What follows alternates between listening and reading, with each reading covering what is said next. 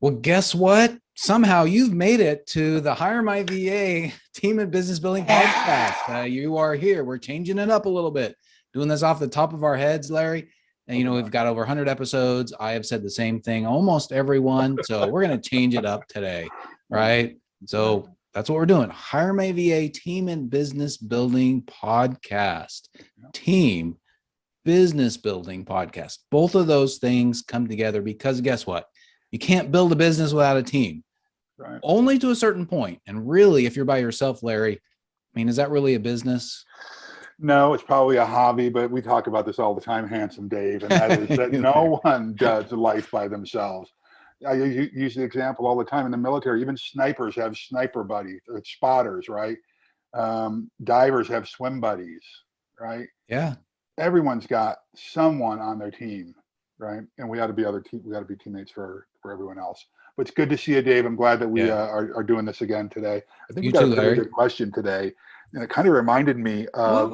Wait! Before we get into that, we are not too far away from Veterans Day. Thank you, my friend, for your amazing service as a Green Beret in the U.S. Army. Awesome.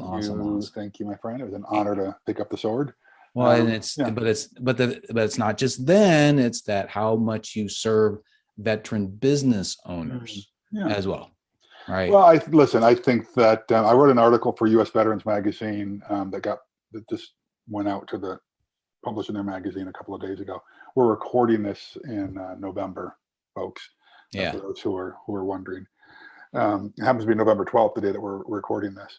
So the magazine just hit the newsstands, a couple of weeks ago, and it was on Veterans Day. Like, what's so great about Veterans Day?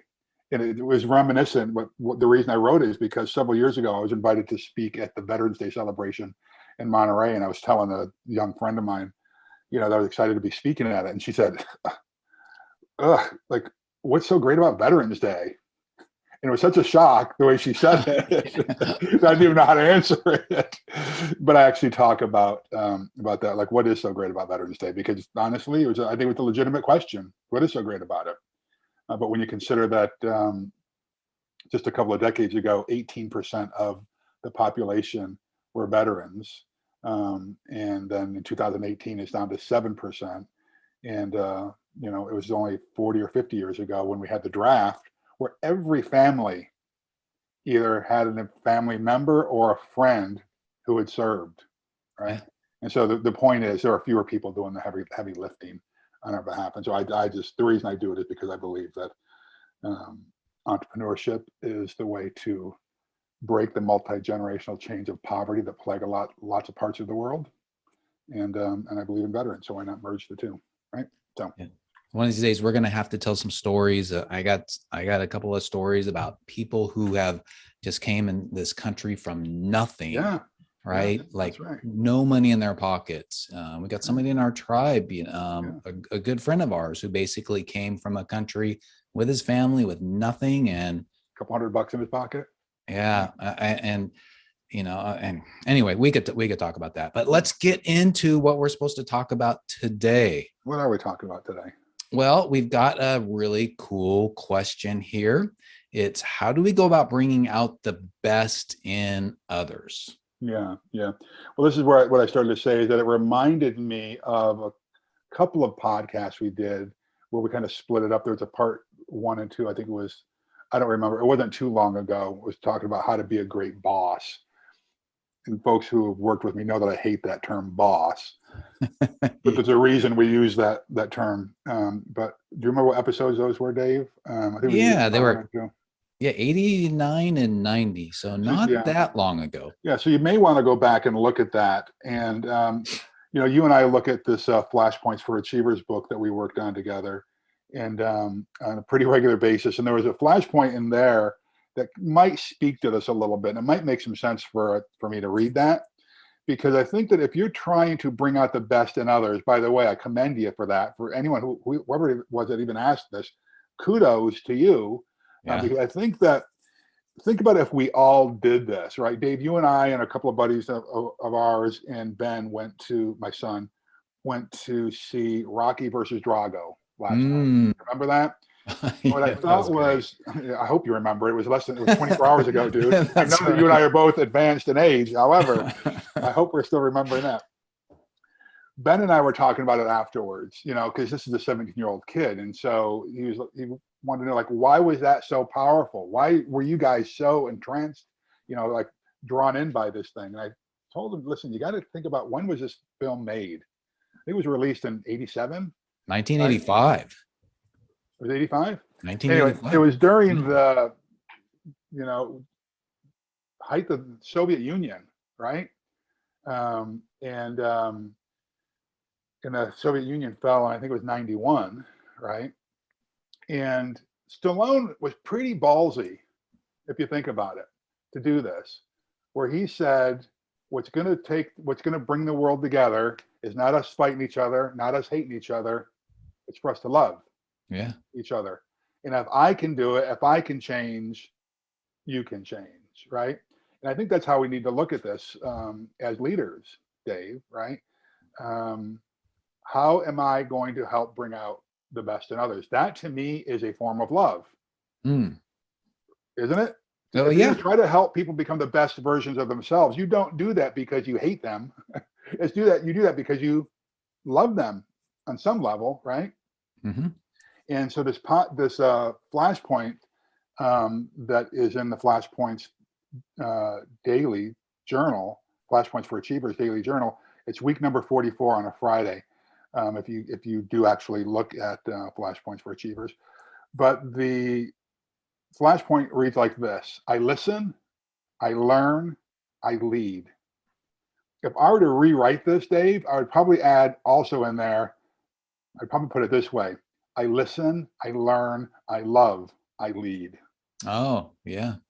So when we do second edition on that, but let me read this. Is that Go okay if I for it. read this Yeah, Flashpoint? go I think for it it. will help. Oh, It'll give us a little bit of perspective. Yeah. and by the way, everybody, if you want to get these are absolutely free. You can get them on a daily basis. Just go to ugozi.com, who's sponsoring our podcast. Go to ugozi.com/daily. Okay. And then you can subscribe to this and you get it in your inbox for free every single day. If you're someone who likes to write, you can go to Amazon and buy this Bad Mama Jamma, right? And it's pretty powerful. So you can do it that way. But let me go ahead and read this, if you don't mind, Dave, and then we can kind of rip off of that. So it says, I listen, I learn, I lead. Sure, we might be leaders, but we don't have all the answers all the time. Leadership involves listening, collaboration, partnerships, and team building. Yes, we may very well be the go-to answer person, like in our organizations, but it's likely our teammates have the answers within themselves already. This is interesting for two reasons. Firstly, because contrary to popular belief, leaders don't have all the answers, even though they attract all the questions and problems. Secondly, it should come as a big relief that as a leader, all we actually need to do well is empower our teams to believe in themselves and their own judgment. It sure takes the pressure off having to be right all the time, doesn't it? How do you bring out the best in those around you? Thank you for bearing with me during that reading. I felt a little bit like Bill Burr during that, who is self-professed terrible reader, but I could feel my laziness and dyslexia kicking in on that.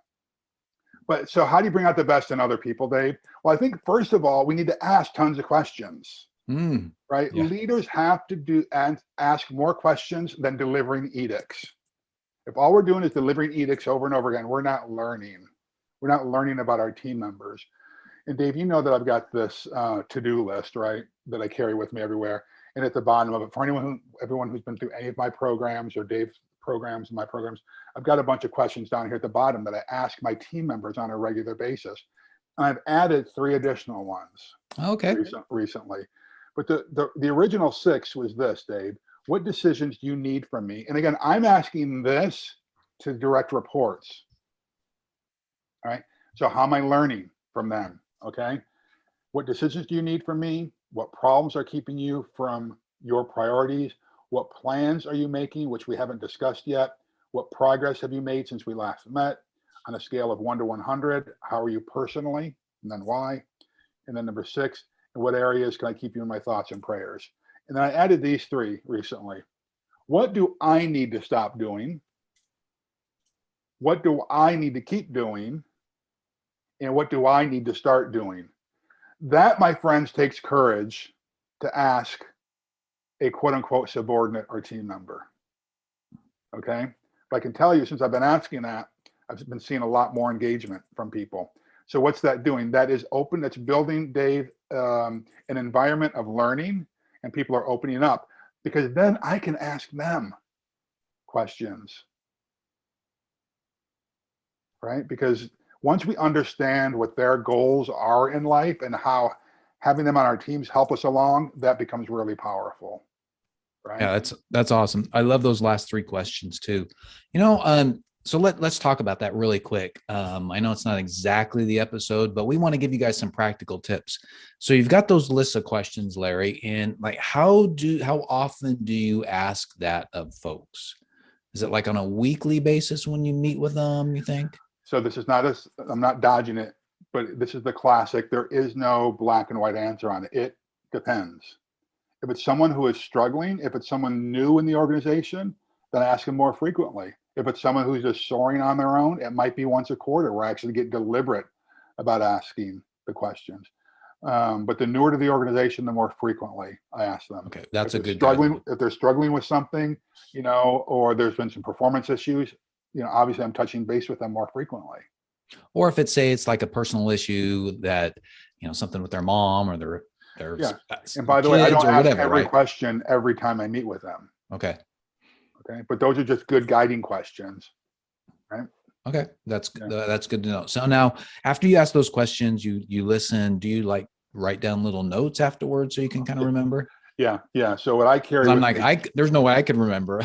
No, so that's why I've been doing this for years, and I carried it around on my to-do list. I'm still old school on my to-do list. Each of these little categories is someone's name, right? Yeah. And I carry a compendium with me everywhere I go that's dated. Each day I put the date at the top. I've got, I write things in there. And because some of the stuff, frankly, becomes, it can be subpoenaed. When people like you and I talk into every, the number of people that we do, and let's say that for some reason we get subpoenaed for something that might happen 3 years ago, it sure would be nice to have a documentation of it. Well, that's true. Yeah.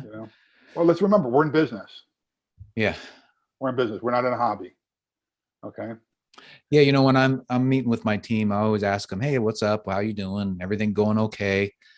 But I think I'm going to adopt, at least every time I talk to them, at least go and ask, one of those questions.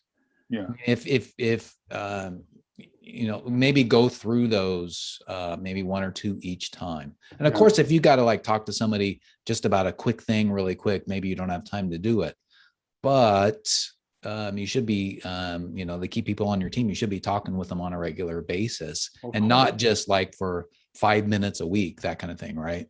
Right. Well, what this does, it helps me. My thing is this, Dave, as leaders, we don't need to be the answer person, but we need to help people solve problems. If we're going to help people get closer to their fullest potential, which is basically what we're doing, we're asking is, how do we help them solve problems? So when I say, what decisions do you need from me, right? What problems are keeping you from your priorities? I'm helping them solve problems, right? Mm-hmm. And so by taking the notes that I take on these, by looking at the compendium that's dated, I then am encourage them to solve problems. They're mini coaching sessions. And then when you tie that into the regular performance reviews that we ought to be doing with people, you start really developing a strong communication line, right? Yeah. Because I think we've done one. I think we did a podcast on doing an effective performance review, right? We have. And again, you're spending less time on talking about the past than you are talking about the future. We know what the past is. You just go through it. Here's the challenge we've had. Okay, let's develop a plan for the future. Yeah. Right. Agreed. Awesome. Yeah. Okay. So, I think one thing to remember too, for everybody here listening is, we've got some training on how to do this with Larry's to-do list, but we have it in our Victory program, right? That's one of our paid programs. Right. Yeah. And maybe we'll bring it on here at some point, maybe do a mini one or something. But Yeah, if one of these days we're going to open up the victory program for anybody to Yeah, to get access to it. Okay, yeah, so yeah. sorry for the side thing, but I think that's important because Not when a you talk about side. bringing out the best in others, having those questions where you talked about listening to people and having those questions in the back of your mind. Some people, they may more naturally be able to come up with these questions and answer and and talk to people, but other people need a guideline. And it's helpful to have some guideline and having these questions, in front of you when you talk to folks. Well, Dave, when we talk about bringing out the best in others, this stuff is not sideline stuff. This is exactly what we're talking about here. Stasis is one of those things that just kills people. Being Yeah. the same, being stagnant, right? And so another way to do this, once you've developed your performance review, you've done some kind of strengths-based assessments with your team members, we have to then provide the opportunities for them to grow, to become bigger, become better, to stretch them in a safe environment, right? Yes. Because as a leader, that ought to be our top priorities, is helping them grow their skill set, which helps them feel better about themselves. Because remember, 67% of the workforce is disengaged or actively disengaged. Well, why is it? Well, one of the top reasons is they don't feel like we're investing in them. We're Right. not helping them becoming better versions of themselves. And so there are going to be times, absolutely, there's going to be times when we have to call them out on something that they're falling short on or failing at, right? But use that as an opportunity to help them grow, Mm-hmm. right? I think that's very important. Yeah, absolutely agree. Absolutely agree. Another thing that comes to mind, and just interrupt me, Dave, when you want to jump in here, particularly given what they call the great resignation that's going on right now. We've talked about this several times on the podcast. And if you don't know what that is, just do a quick internet search on the great resignation. It's a phenomenon that's happening right now, is that people are really wanting to make sure that they're being fairly compensated. Mm-hmm. That's not, Dave, just in an hourly rate, right? It's like benefits, it's time off, it's quality of life, where are they working, their work environment, right? All of that kind of stuff goes into a compensation program, right? Because you really can't expect that someone's going to give you their best if we're not treating them fairly. There's already enough negative forces that are painting the business owner and entrepreneur as the evil villain, right? That Yeah. we're the ones who are exploiting the worker. We don't need to give them more ammunition. Treat your team members fairly, give them the right amount of time off, give them some autonomy, pay them fairly. I wish I didn't have to be, or we didn't have to be so intentional about that, but I think we do, because there are some people that, sadly, there are a few people, I don't know it personally, and this is the good thing. Personally, in my circle, I don't know anyone who's underpaying their team members. I choose not to hang out with those types of people. Yeah, absolutely. And so I think as a CEO, it's up to you on a regular basis also to make sure that somebody either on your team does it or that you do it, do a little bit of research out there and to see what is fair compensation. Yeah. Because Yeah. it could change. And if you don't go about looking for it, pretty soon, a couple of years might go by and you're, maybe given a little bit of raise here and there, but that may not be enough. Yeah. Yeah. Absolutely. Yeah, it just may not be enough. Yeah. Well, one of the other things, and I think you have talked about this a lot too, and you can expand on it, but hopefully you're hiring on your team. The way I like to look at it is thoroughbreds, right? Yeah. You want to hire people who are going to be able to run fast and hopefully faster than you, especially in the area that you're hiring them for. Uh-huh. And so you want to be clear with them on the results you want, but you don't want to just say, oh, achieve this. You always want to say achieve this or better. Yeah. And Yeah. let them come up with the solutions to these Right. problems. Let them own it. Let them figure out how to get those results or better. Right. Yeah. One of the mantras we have amongst our leadership core in our organization is people won't meet your expectations unless they know your expectations. Right. And so we always say, so let's say that you're doing a new marketing initiative or a new training program or whatever it is. Here's what I expect you to do or better. Yeah. Because there are a lot of people. Remember, most of the people that are in the workforce right now were trained during the industrial age.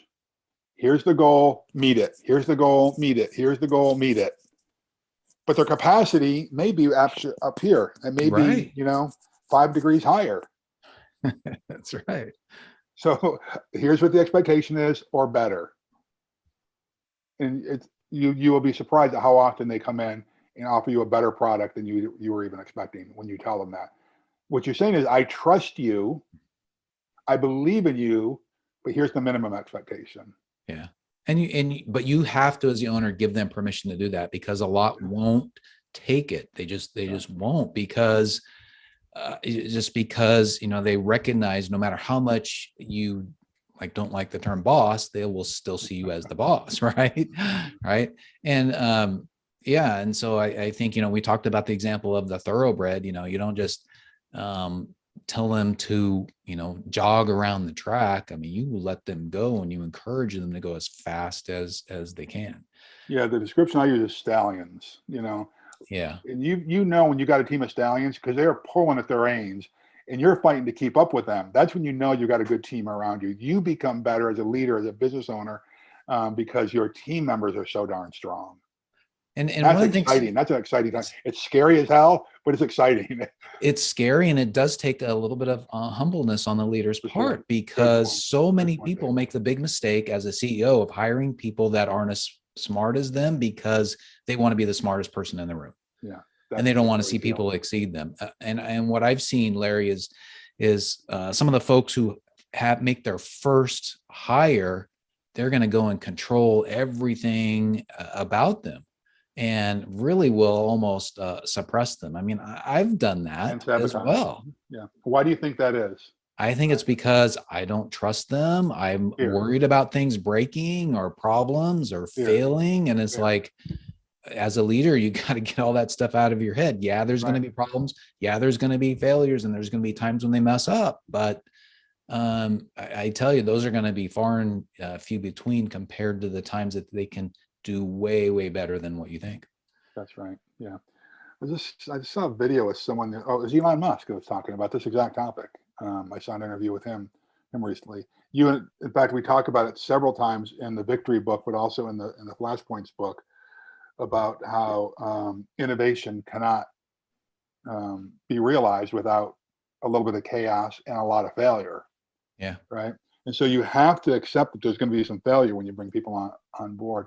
And when you let people know that I trust you enough to allow you to fail, but then recover, the learning curve is shortened dramatically and innovation happens more rapidly. Yes. Yeah, I think it takes courage, though. It takes courage for us as leaders to accept that. Yeah, I think a good analogy might be like, think about it. I think we've probably used this before, but think about being on a basketball court and you've got you have 5 people on your team. And if all of a sudden, you as the coach start saying, no, shoot back your foot up like one other, go back another 2 feet, shoot back there, because then you can make that a 3, or no, go forward, it's a 2, or no, go to the left. It's pretty soon you're directing them so much, they're going to be like, I don't know what to do. Yeah, exactly. Yeah. And Larry, one of the things that we talked about is, why are we building our businesses? Is for freedom. That's right. If we're directing everybody in every step of the way, there's no freedom at all. None. Yeah. No. Right. I agree. Okay. What else you got? I kind of rambled on in the beginning here. I know. Oh yeah, we both have. Well, I think one of the things too is, depending upon, maybe your religious background, pray for them, and I do that on a regular basis for everybody and for my team. I'm praying for them. So I think that's a good way for you to do that. And Larry, you have that on your list, right? How can I pray for you? Because what you just said, depending on your religious, bent, and your team members' religious bent. This is why I have this phrase intentionally this way. I'm going to read it again. In what areas can I keep you in my thoughts and prayers? Yeah. Okay. I don't care if people know that I'm praying for them, but some people are like, well, you going to pray for me? That's a little weird. But I keep you in my thoughts, right? And you'll be surprised at what you end up finding out about people your team members' personal lives when you ask them that question. It's like, no wonder they keep coming in late, or no wonder they're tired when they're here. No wonder whatever. But you don't know unless you ask. That's right. Yeah. Yeah. Especially in the virtual world, right? Yeah. You can kind of glean a few things if you are together physically and you see how they're reacting physically and the energy level and all that. But it's a little bit harder in the virtual world. You got to be more diligent in how you ask.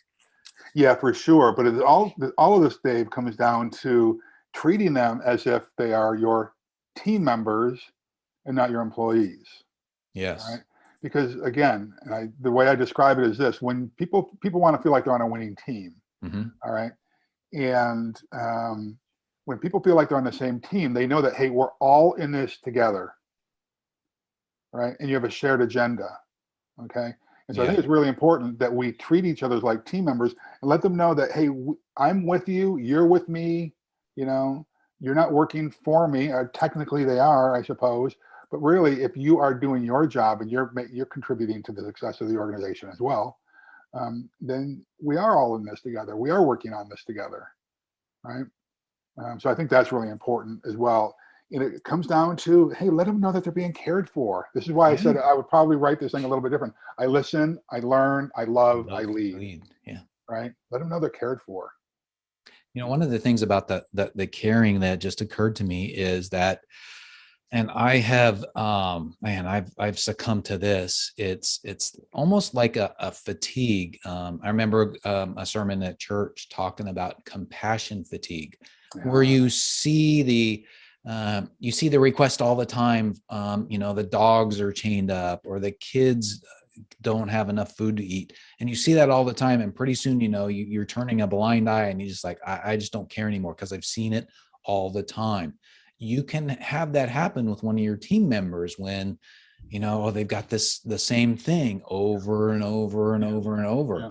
And you can like, oh, here we go again. and you have to be proactive and just really, really care for them and get rid of that fatigue. Yeah. Yeah. And oftentimes that means suspending judgment. Yeah. Right. That's right. I agree. Yeah.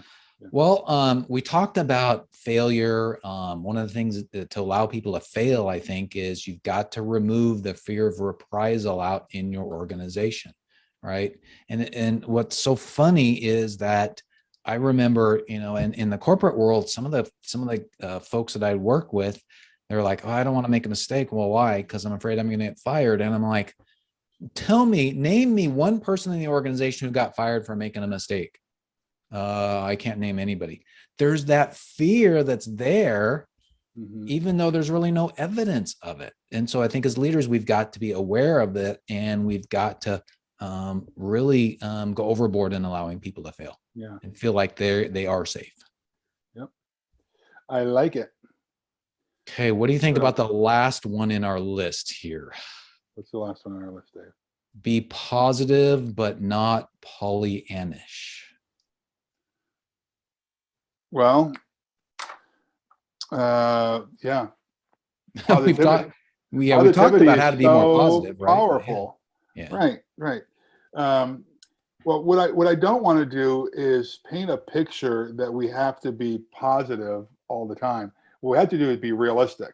Yes. Right. Reality is your friend, but we can face even the most negative and dire situations with a positive attitude. When you say, "Hey, this is an opportunity." And let's go get him. We've got this. We're gonna get beaten up, we're gonna get bruised along the way, but let's go do it together. Naivete will destroy an organization, if you're overly naive about it. So positivity goes a long way. Think about, Dennis Prager talks about this, that being dour and being negative is fine if you're doing it by yourself. Right. But when you start spreading that to your friends and people that are around you, that's a sin. Yeah. You've got a moral obligation to be positive around other people. Just because you're having a bad day doesn't mean you have the right to bring other people down. And I think that's a good way to look at life sometimes. Awesome. Awesome. Yeah. Okay. Well, one of the things I would say also, kind of the last one I think that comes to mind is, how do you bring out the best in people? Well, catch them doing things right. Oh When yeah. you see them doing something right, when you see them growing, when you see them taking a smart risk, when you see them having a good failure, you congratulate them on it. You let them know, hey, I see you. Great job. Mhm. Thanks. You're going to become a better person, a better professional for that. And by virtue of that, we're going to become a better organization. Thanks for your contribution. That's right.